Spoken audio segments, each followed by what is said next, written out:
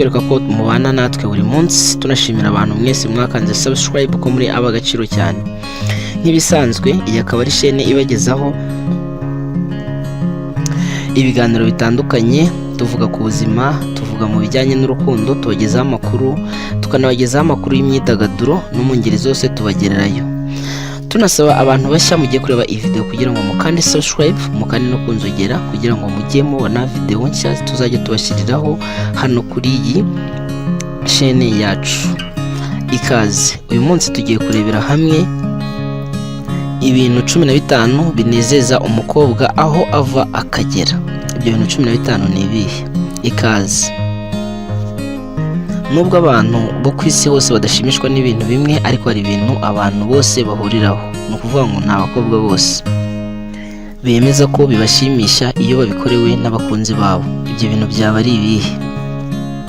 Niba uri umusore rero ukaba ushaka kwinjira mu rukundo, sobanukirwa ibintu abakobwa bakunda cyangwa se abakobwa bashobora gukorerwa n'abakunzi babo bikabanezeza cyane.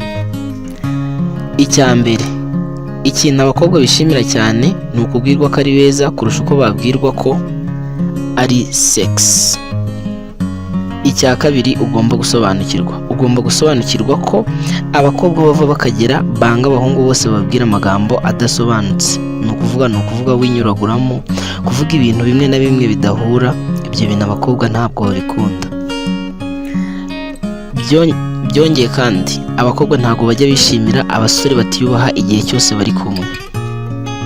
Icya gatatu, abakobwa bose bakunda kwishimira babona bafatwa nk'abadasanzwe. Ni ukuvuga nk'abantu bari hejuru cyangwa se b'igiciro kinini, ariko ibyo bakabikunda babikorewe n'abasore bakunda, nubwo akenshi batabyerekana. Icya kane, abakobwa ntibakunda abahungu bagira umwanda. Ni ukuvuga abasore batiyitaho.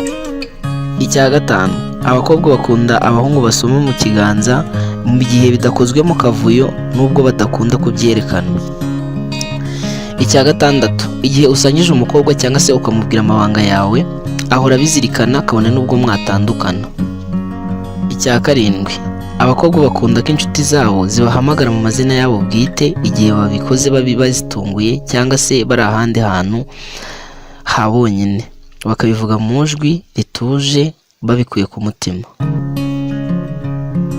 Icya munani, abakobwa muri kamere yabo habamo kwihagararaho no gukunda guhabwa agaciro.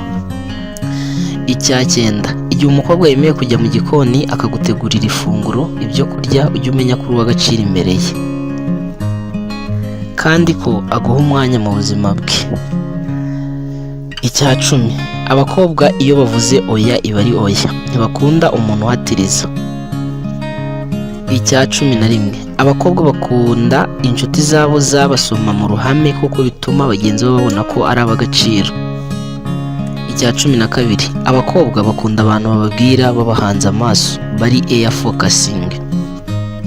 Icya cumi na gatatu, abakobwa bashimishwa n'uko abasore bakundana baza kubagisha inama, kuko ibyo bihita bibereka ko ari abo kwizerwa. Icya cumi na kane, burya rero iyo umukobwa yemeye ko musohokana aba yatangiye kukwizera ndetse no kukwiyumvamo. Icya cumi na gatanu, burya abahungu cyangwa se abantu batereta bashimishwa nuko iyo baterese bigacamo birangiye, ariko imvune niho iba igiye kugaragara. Abakobwa rero bashimishwa no kubabona bakora cyane gusumba uko mbere byari biri, mbese ukarushaho, apana kuguha urukundo ukicecekera. Ngibyo ibintu ushobora gukorera umukunzi wawe agakomeza akagukunda, cyangwa se ukabimenya ko abakobwa babikunda. Ntucikwe. Wowe ukunda ibintu byacu, turagusaba kugira ngo ukande likes, ukore na comment, ni ukuvuga no kuduha igitekerezo kugira ngo n'ubutaha tuzamenye ibyo duheraho tubaha tunabasomera ku ngingo runaka. Nk'ibisanzwe rero tugusaba gukanda subscribe kugira ngo nidushireho video nk'iyi ngiyi izakugereho vuba kugira ngo uyisangize n'abandi. Ciao, Imana ibarinde.